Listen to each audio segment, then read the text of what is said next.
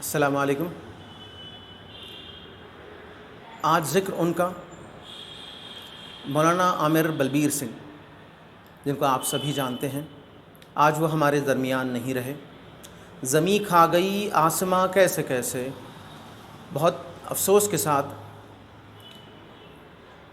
ان کا ذکر میں کر رہا ہوں، اور میری ملاقات ان سے 20 نومبر 2019 کو ہوئی تھی، اور سرزمین دکن بالخصوص حیدرآباد کو یہ شرف حاصل ہے کہ مولانا عامر اپنی زندگی کا مسلمان ہونے کے بعد اپنے زندگی کا کافی عرصہ انہوں نے حیدرآباد میں گزارا، اور جب میری ملاقات ان سے ہوئی چند باتوں پر گفتگو ہوئی۔ میں ان کے گھر پر ان سے ملاقات کرنے گیا تھا۔ بالکل ابتدا میں بہت خاموش تھا، بہت ہیزیٹیٹ ہو رہا تھا، ہچکچا رہا تھا آپ سے بات کرنے کے لیے۔ ان کے چہرے پہ وہ رعب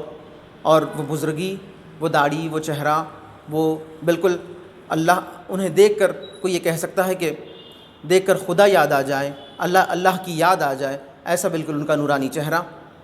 میں بہت ذرا سا ڈر بھی تھا، بڑی شخصیت جن سے ملاقات کے لیے، جن سے بات کرنے گیا تھا۔ تو بالکل تھوڑی دیر کے بعد وہ میری اس کیفیت کو وہ سمجھ گئے اور کہنے لگے کہ وسیم تم بالکل تھوڑا فری رہو، اور بالکل ایسی کوئی بات نہیں، بالکل کھل کے بات کرو، کیا پوچھنا چاہتے ہو، کس بارے میں بات کریں گے۔ میں نے جب اپنا خیال اظہار کیا کہ مجھے ایک چھوٹا سا آپ کا انٹرویو شوٹ کرنا ہے، اور بالکل مجھے بھی لگا کہ وہ ساری باتیں جو ان کے ساتھ کئی بار میڈیا نے دہرائی ہے، وہی سب کچھ کہ بابری مسجد کے گرانے میں کیوں آپ نے حصہ لیا، یا اس کے بعد پھر آپ کے دل پر کیا گزری کہ آپ پھر کیسے مسلمان ہوئے، تو اس بات کو انہوں نے کہا کہ وہ سب سنا کے بیزار ہو چکا ہوں، بہت بار سنایا ہوں، آپ اس کو اگر سننا ہے تو میرے پرانے ویڈیوز دیکھ لو، آپ کو سمجھ میں آ جائے گا۔ مولانا عامر نے ایسا کہا، اور پھر جب بات آگے ہوئی، میں نے ان سے چند باتیں جو کی، اس میں ایک یہ کہ وہ اپنے وطن ہریانہ کو وہ بہت یاد بھی کرتے تھے، اسے مس کرتے تھے، اپنے بیوی بچوں کو، اور اپنے بڑے لڑکے کی انہیں بڑی فکر تھی۔ وہ یہ کہتے تھے کہ اس کا انٹرمیڈیٹ ہو گیا ہے، وہ 12ویں اس نے کیا ہے، اب اس کو آگے کیا کرانا ہے، کون سا کمپیوٹر کورس کراؤں، ایسا بچے کی انہیں فکر بھی تھی۔ اور اپنے اہل و عیال، بھائی بہن اور ماں باپ کی انہیں فکر تھی کہ وہ سب بھی جو ہے دین محمدی پر قائم رہیں اور اپنی دین محمدی پر وہ چلیں۔ اور ابتدا جب اس بارے میں جب میں نے پوچھا کہ آپ کے گھر والوں کا، پیرنٹس کا کیسا ریاکشن رہا جب آپ بابری مسجد کو ڈھانے کے بعد آپ لوگ جب اپنے گھر واپس ہوئے، تو مولانا عامر نے کہا کہ جب گھر واپس ہوا، اپنے گاؤں کو گیا، تو بینڈ باجے کے ساتھ، بڑی خوشی کے ساتھ پھول کا ہار ڈال کر مجھے گھر تک پہنچایا گیا۔ بلکہ انہوں نے کہا کہ مولانا عامر نے کہا کہ وہ ایک اکیلے تو نہیں تھے، بلکہ ان کے گاؤں کے اور بھی کچھ لوگ ساتھ میں تھے۔ تو جب وہاں بابری مسجد سے جب واپس آئے تو گاؤں کے لوگوں نے بالکل بڑی خوشی کا اظہار کیا اور بڑے جشن کے ساتھ انہیں گھر پہنچایا۔ لیکن مولانا عامر کہتے ہیں کہ جب میں گھر گیا اپنے، تو میرے ماں باپ جاتے ہی جب ان کی صورت دیکھا تو وہ بالکل مجھ پر بگڑے ہوئے تھے، اور انہوں نے بگڑ کر کہا،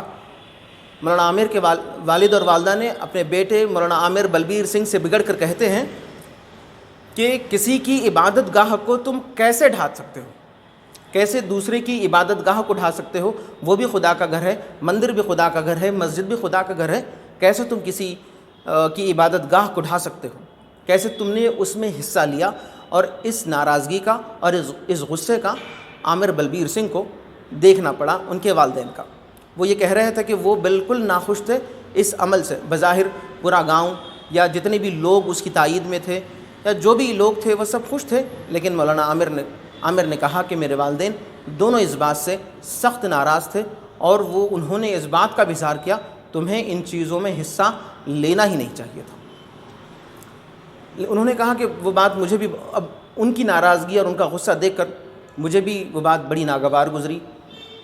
اب تو دل پر اثر ہوتا رہا، وہی باتیں وہ سوچتے رہے، اب ان کی بے چینی بڑھتی چلی گئی، اس کام کو لے کر، اس بات کو لے کر کہ کیسے میں نے خدا کے گھر کو ڈھا دیا۔ اب اس کے بعد پھر وہ دینی علماء، مسلمانوں کے جو دینی علماء ہیں ان تک وہ پہنچے، اور اب انہوں نے اس بات کا اظہار تو کھل کر نہیں کیا کہ وہ کس تک وہ پہنچے، کون سے عالم دین سے انہوں نے تربیت حاصل کی، لیکن مجھے بڑی خوشی کی بات یہ ہے اور وہ یہ کہ وہ متنازع نہیں رہے، جبکہ میڈیا نے اکثر یہ کوشش کی کہ مولانا عامر کو متنازع شخصیت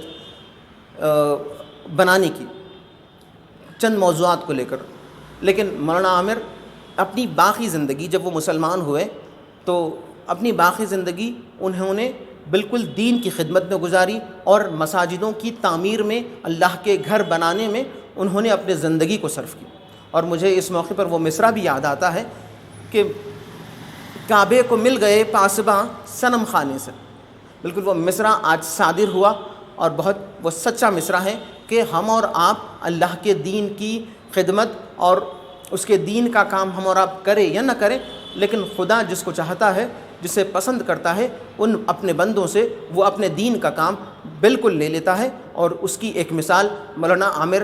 بلبیر سنگھ ہے، جنہیں اللہ نے اپنے دین کی خدمت کے لیے چنا، اور ان سے مسجدوں کی تعمیر کا کام اور اللہ کے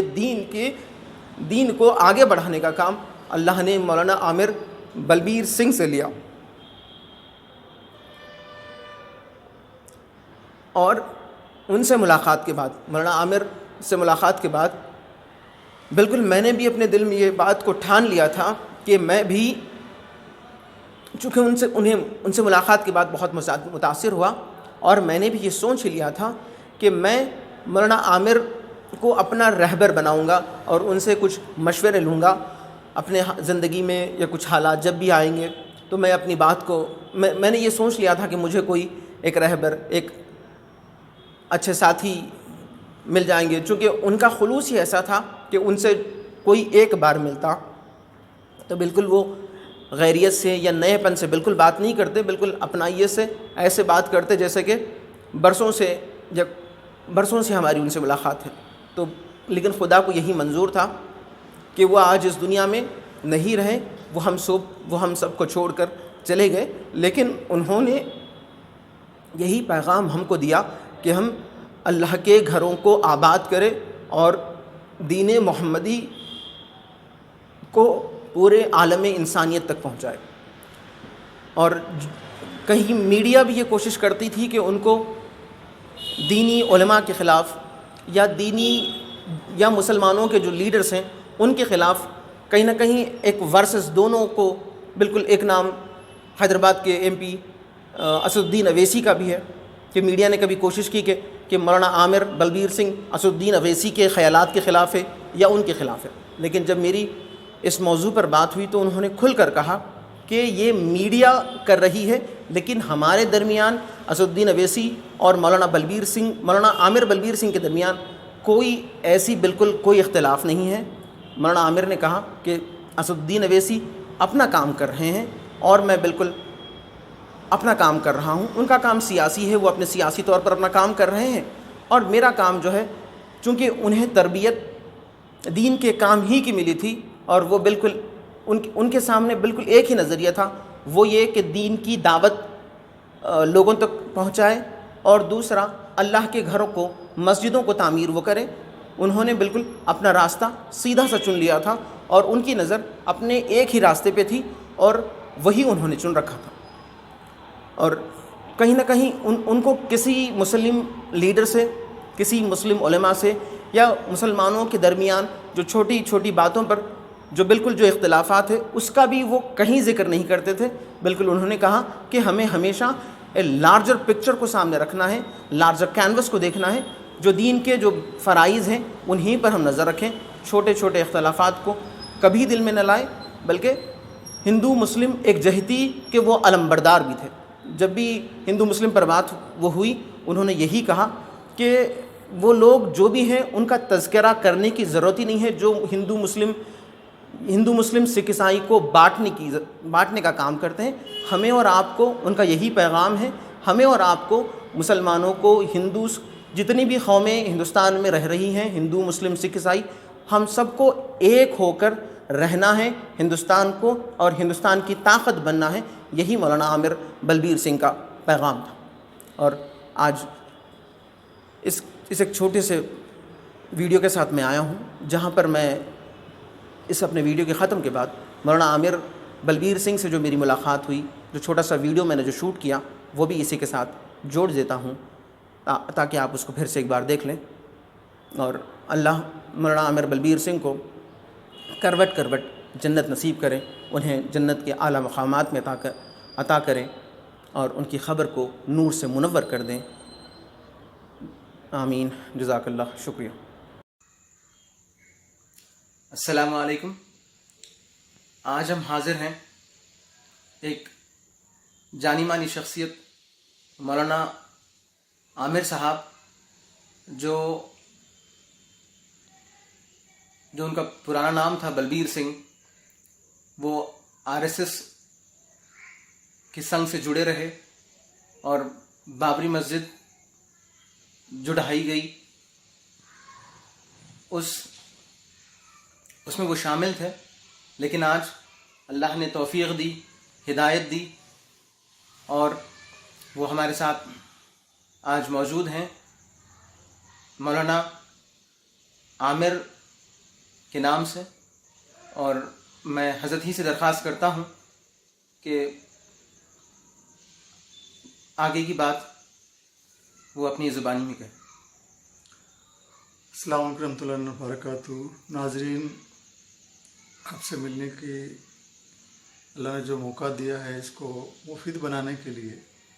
آپ سے گزارش ہے کہ آپ جن کو یہ ویڈیو پسند آئے، آپ حضرات پہلے میرے یوٹیوب پہ جا کر محمد عامر بلبیر سنگھ یا عامر بلبیر ڈالیے، اس میں میرے جو انٹرویو ہیں، جو ایک 14 منٹ کا ہے پارٹ 1، ایک 15 منٹ کا ہے، وہ آپ دیکھیں گے۔ اس کے بعد اس میں نے اسلام قبول کرنے کا ساری اس کی پرانی کارگزاری تو اس میں آ گئی۔ آئندہ کے لیے تفصیلی انٹرویو اگر آپ دیکھنا چاہیں تو آپ اپنے کمنٹس میں لکھیے، جو دعوت سے جڑے سوال ہیں، دعوت کا کام کیسے کر رہے ہیں، کہاں کر رہے ہیں، اس کے نتائج جو شیئر کرنے لائق ہوں گے وہ چیزیں شیئر کی جائیں گی۔ انشاءاللہ تعالیٰ جلد ہی اگلا انٹرویو ریکارڈ ہوگا، اس کے لیے آپ حضرات کے کمنٹس کا انتظار رہے گا۔ واقع السلام علیکم ورحمۃ اللہ وبرکاتہ۔ دعاؤں کی گزارش۔